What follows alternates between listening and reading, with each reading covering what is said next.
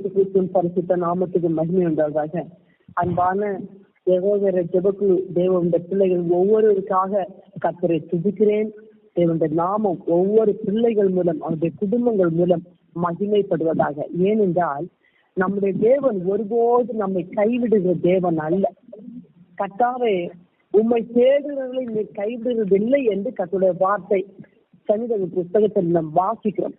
ஒருபோது கைவிடாத தேவன். யார் கைவிட்டாலும், நாம் நம்பினவர்கள் கைவிட்டாலும், உறவுகள் கைவிட்டாலும், சொந்த பந்தங்கள் கைவிட்டாலும், நமக்கு உதவி செய்ய வேண்டியவர்கள் எல்லாராலும் கைவிடப்பட்ட சூழ்நிலைகள் வந்தாலும் கர்த்தர் ஒருபோதும் தம்மை தேடுகிற பிள்ளைகளை அவர் கைவிடுவதில்லை என்பதை நிச்சயமாய் தெளிவாய் நம்முடைய வாழ்க்கையில கர்த்தர் நடத்தி கொண்டிருக்கிற ஒவ்வொரு காரியங்களை நினைத்து ஆண்டவரை நன்றியோடு துதிக்கிறேன், ஸ்தோத்தரிக்கிறேன். நம் புலம்பல்ல வாசித்தோம். புலம்பல் 3ஆம் அதிகாரம் 31ஆம் வசனத்தில் ஆண்டவர் எந்தெந்தேக்கும் கைவிட மாட்டார். எந்தெந்தேக்கும், இன்றைக்கு மட்டும் கைவிடுவார், அதுல இன்னொரு இல்ல, ஒரு நாள் கூட கைவிடுகிற தேவன் அல்ல நம்முடைய தேவன். எவ்வளவு பெரிய தேவன்!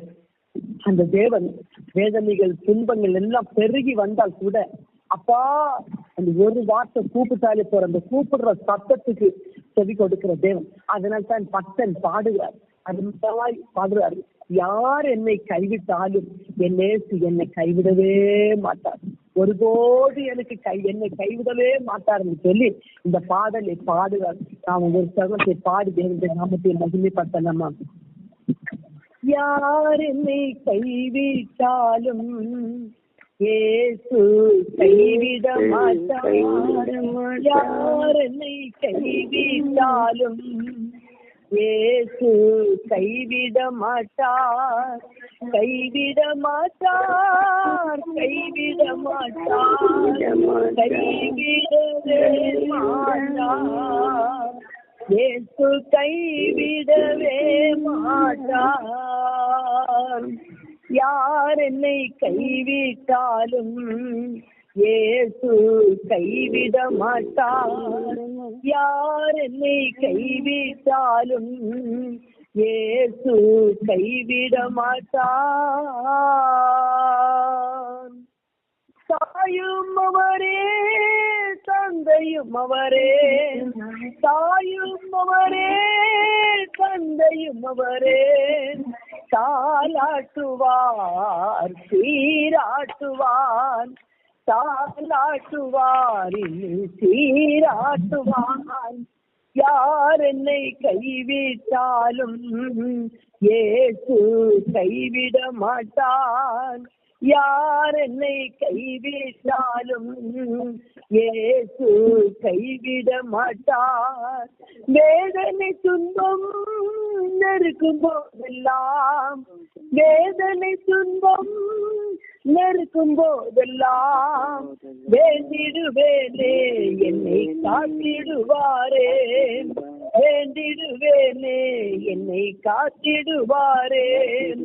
யார் என்னை கைவிட்டாலும் இயேசு கைவிட மாட்டான். யார் என்னை கைவிட்டாலும் இயேசு கைவிட மாட்டான். ஆமென். அந்த தேவனுடைய பிள்ளைகளை நாம் கேட்டோம். இன்னைக்கு ஒரு வசனம், புலம்பல் 3ஆம் அதிகாரம் 31ஆம் வசனம். ஆண்டவர் எந்தெந்தேக்கும் கைவிட மாட்டார். ஆண்டவர் எந்தெந்தேக்கும் கைவிட மாட்டார். தேவ பிள்ளைகளை, இந்த வேதம் ஒவ்வொரு பிள்ளைகளுக்கும் கைவிடாத ஒவ்வொரு காரியங்களையும் கற்றுக் கொடுத்து, ஆளுக்காக தேவன் நான் கூட இருக்கிறேன், அரவணைக்கிறேன், ஆசீர்வதிக்கிறேன் என்று சொல்லி ஒவ்வொரு நாளும் ஆண்டவர் அரவணைத்து ஆசீர்வதிக்கிற காரியத்தை நமக்கு தெளிவாய் கற்றுக் கொடுக்கிறது.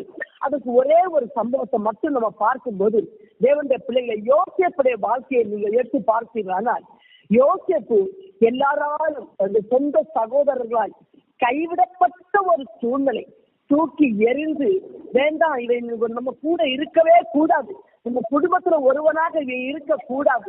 இவன் இருந்தால் நமக்கு மேன்மையும் உயர்வும் கிடைப்பது இல்லை. இவனுடைய சொப்பனத்தை பார்க்கும் போது இவன் உயர்ந்தவனாக மேன்மை உள்ளவனாக இருக்க போறான். நம்ம எல்லாம் இவனுக்கு அடிமையாக இருக்க போறோமா? அப்படி இருக்க கூடாது என்று சொல்லி யோசேப்பை வேண்டாம் என்று புறக்கணித்து தள்ளினது மட்டுமல்ல, அவனை மகா கொடிய வேதனை பற்றினது மட்டுமல்ல, அன்பு தேவனுடைய பிள்ளை, அவனோ இவர்களுக்காக ஆகாரங்களை கொண்டு போகின்ற அந்த சூழ்நிலையில தேவ பிள்ளை இவனை தூரத்தில் அவனை கண்ட உடனே அவனுக்கு சகோதரனுக்கு மகா பயங்கர கோபம் உண்டாகிறது. அவனை வந்தவனே அவனுடைய வஸ்திரத்தை எல்லாவற்றையும் உறிந்து போடுவார்கள். அப்படியே அவனை தூக்கி ஒரு பெரிய கிணத்து கூட தூக்கி போடுறாங்க பாருங்க. சொந்த சகோதரர்கள் அப்படியே அவன் வேதனைப்படுறான். அவன் பார்க்கும்போது ஒரு வீடியோ காட்சியை பார்க்கும்போது இந்த யோசேப்பை தூக்கி கொலியில போடும்போது யோசேப்பு கதறுகிறான், அண்ணா அண்ணா அண்ணா, என்னை போடாதீங்க, என்னை காப்பாத்துங்க, என்னை கூடாதீங்க. அந்த சத்தத்தை கேட்கும்போது உண்மையாகவே கண்கள் இருந்து கண்ணீர்கள் தாரை தாரையால் ஊற்றுகிறது. அப்படி கதறுகிறார். சொந்த சகோதரை தூக்கி போடுறாங்க. இது அந்த துளை திறந்து சாகட்டும், வெளியே வரக்கூடாது என்பதாக. ஆனாலும் இன்னும் ஒரு சகோதரன் ரூபன் சொல்றார், இல்ல நம்ம அவனே அதுல கலந்து அவன் செத்து போறதை காட்டிலும் அவனை தூக்கி இந்த இஸ்மவேலத்துல விட்டு போடுவோம் என்று சொல்லி அப்படியே விட்டு போடுவார்கள். அவனை அப்படியே நாடு கடத்தப்படுவது போல கொண்டு போறார்கள் சொந்த சகோதரர்கள். யோசித்து பாருங்கள். ஆனா அந்த இடத்துல கர்த்தர் அவனை யோசேப்பை ஆண்டவர் கைவிடாதபடிக்கு அந்த வசனத்தை எடுக்க உங்களுக்கு வேறு இல்லாதபடினால அந்த தேவனுடைய பிள்ளைகளை அழகாய் யோசேப்பை கொண்டு போகிறார்கள். ஆனால் சென்று யோசிதாவுடைய வீட்டிலே அங்கேயும் சில சந்தோஷமாய் அங்கு வைத்து ஒவ்வொரு காரியங்களும் இவன் முதன்மையான ஒரு நிலைமையில கொடுத்து அவரை அப்படி இருந்தும் அங்கேயும் சில பயங்கரமான செய்யாத தவறுக்காக அவர் அங்கே ஒரு வேதனை நெருக்கம் அவனுக்கு வருகிறது. பாருங்க, வேதனை துன்பம் நெருங்கும் போதெல்லாம் ஆண்டவரே எனக்கு உதவி செய்யுங்க என்று கேட்கும்போது கர்த்தர் எனக்கு உதவி செய்வார் பட்டன் பாடினது போல அங்கு ஒரு செய்யாத ஒரு தவறுக்காக கண்டனை அனுபவித்து சிறைச்சாலைக்குள்ள கிடக்கிறார். தேவனுடைய பிள்ளைகளை அந்த சிறைச்சாலையில கிடந்து அவ்வளோ வேதனை. புத்தகத்தை பார்க்கும் போது அவன் விலங்குகளால் கட்டப்பட்டு நெருங்குண்ட அந்த வேதனையில் எவ்வளவோ வேதனைப்பட்டார் என்று சொல்லி நம்ம இந்த பகுதியில வாசிக்கிறோம். அந்த தேவனுடைய பிள்ளை அப்படியாய் வேதனைப்பட்டு துன்பப்படுத்தப்பட்டு ஒரு குறிப்பிட்ட காலம் வரும்போது யோசேப்பை தூக்க வேண்டிய காரியங்கள் வருகிறது, தப்புவிக்க வேண்டிய காரியங்கள் வருகிறது. அப்படியே அவனை தூக்கி அந்த உயர்த்தின ஒரு சூழ்நிலையை நாம் இந்த பகுதியை பார்க்கிறோம். பார்வன் கண்ட சொப்பனத்துக்கு கர்த்தர் இந்த யோசேப்பின் மூலமாக கொடுத்த விளக்கத்தின் படியாக அந்த தேவனுடைய பிள்ளை அந்த பார்வனுடைய அடுத்த ஸ்தானத்துல யோசேப்பை தூக்கி வைத்து அதிகாரியாய் வைத்து அவனுக்கு திருமணமாகி 2 பிள்ளைகளோட அவ்வளவு மகிழ்ச்சியாய் அந்த தேசத்தை தேச ஜனங்கள் மொத்த மக்களையும் அவன் விசாரித்துக் கொண்டிருக்கிற ஒரு ஆசீர்வாதத்தை கர்த்தர் யோசேப்புக்கு கொடுத்தார். அது மட்டுமல்ல, அடுத்த பகுதியை நம்ம வாசிக்கும் போது தேவ பிள்ளை யோசேப்பு அவ்வளவு சந்தோஷமா இருக்கிறார். அந்த தேசத்துல அவருடைய சகோதரர்கள் அவருடைய பெற்றோர்கள் எல்லாரும் அவன் வந்து யோசேப்பு இருந்த இடத்துல வந்து அவனுக்கு இந்த ஆகாரம் பெற்றுக்கொள்ளத்தக்க விதத்தில் அந்த சூழ்நிலையை கர்த்தர் உருவாக்கி கொடுத்த தேவன் யோசேப்பு வருடங்களுக்கு பின்பதாக அழகாய் தந்த யோசேப்புடைய பக்கத்திலே அவருடைய சகோதரர்களும் அவருடைய பெற்றோர் வந்து நிற்கும் போது எவ்வளவு ஆச்சரியம். சகோதரரை பார்த்த உடனே அடையாளம் கண்டுகொள்ளத்தக்க விதத்திலே கர்த்தர் யோசேப்பு அப்படியே காண்கிறார், அடையாளம் கண்டுகொள்கிறார். சகோதரர்கள் தான் வந்திருக்காங்க என்று அடையாளம் கண்டுகொள்கிறார். சில சூழ்நிலைகள் சில காரியங்கள் அவர் அப்படியே செய்து சென்று அந்த தேவ பிள்ளைகளின் அற்புதமாய் கர்த்தருடைய வார்த்தையின்படி அவருடைய அநாதி திட்டத்தின்படி கைவிடாத தேவன் தன்னை எப்படி உயர்த்தி மேன்மைப்படுத்தி இவர்கள் எல்லாரும் காக்கிற இவர்கள் எல்லாரும் வந்து இவர்களுக்கும் ஆகாரம் கொடுத்து போஷிக்கத்தக்க விதத்திலே கர்த்தர் வைத்திருக்கிறார் என்ற காரியங்களை நினைக்கும் போது அவ்வளவு சந்தோஷம். அந்த சாட்சியை கேள்விப்பட்ட சகோதரர் எல்லாரும் அதிசயப்படுத்த கர்த்தர் செய்தார். இன்னைக்கு இந்த வசனத்தை ஒரு வசனத்தை வாசித்தோம். ஆண்டவர் என்றென்றைக்கும் கைவிட மாட்டார். அடுத்த வசனத்துல வாசிக்கிறோம், அவர் சஞ்சலப்பட்டினாலும் அவர் மிகுந்த கிருபையின்படி இறங்குவார் என்று.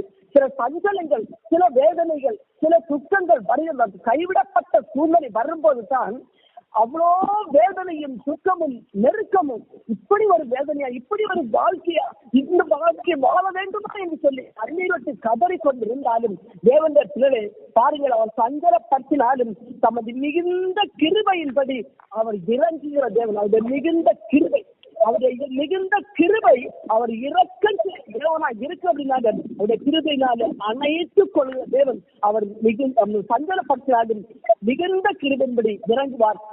எந்தெந்தே கைவிட மாட்டார்.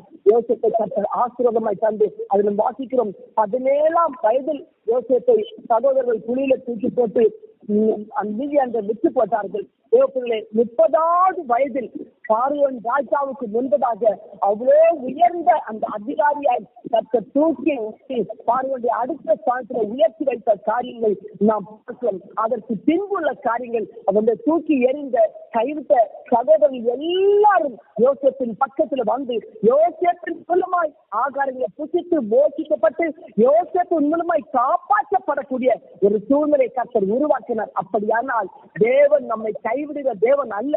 யோசேப்பை தூக்கி உயர்த்தி அவ்வளவு ஆச்சரியமாய், ஒருவேளை தன் சகோதரர்கள் கூட குடும்பத்தோடு கூட இருந்திருந்தால் கூட இந்த உயர்வை அனுபவிக்க முடியாது, இந்த மேன்மையை கண்டிருக்க முடியாது, இந்த ஆசீர்வாதத்தை சுதந்திரித்துக் கொள்ள முடியாது. ஆனால் அந்த கைவிடப்பட்ட அந்த இடைப்பட்ட சூழ்நிலை காலங்கள்ல யோசிக்கப்பட்ட நெருக்கங்களும் வேதனைகளும் எல்லாவற்றுக்கும் பிரதிபலனாக ஆச்சரியப்படும்படி உயர்த்தி வைத்த தேவன் இன்றைக்கு ஐயோ நான் கைவிடப்பட்ட நிலையில இருக்கிறேன், நான் வேதனைப்பட்ட நிலையில இருக்கிறேன், எனக்கு உதவி செய்வார் யாரு நிலை என்று சொல்கிறீர்களா?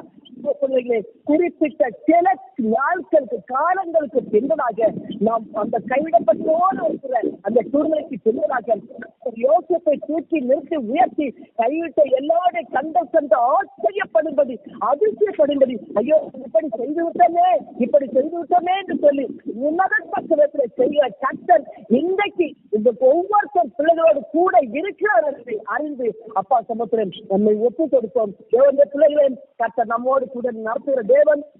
ஒரு வீட்டுல ஒரு தகப்பன் தாய் ஒரு பெண் போல் பிறந்தவன் சொல்லி அந்த தகப்பன் அந்த பிள்ளையை தூக்கி இறந்து விட்டார். அந்த பிள்ளை எனக்கு வேண்டாம் என்று சொல்லி அந்த பிள்ளையை இன்னொரு குடும்பங்களோடு தத்தெடுத்து அழகாய் வளர்த்தார்கள், நல்ல நிலைமையில படிக்க வைத்தார்கள். இந்த பிள்ளை டாக்டராக நல்ல ஒரு உயர்ந்த நிலையில வந்த பின்பு தகப்பனார் ஒரு முறை குடித்து அவர் ரோட்டு ஓரத்தில் திறந்து அந்த வந்து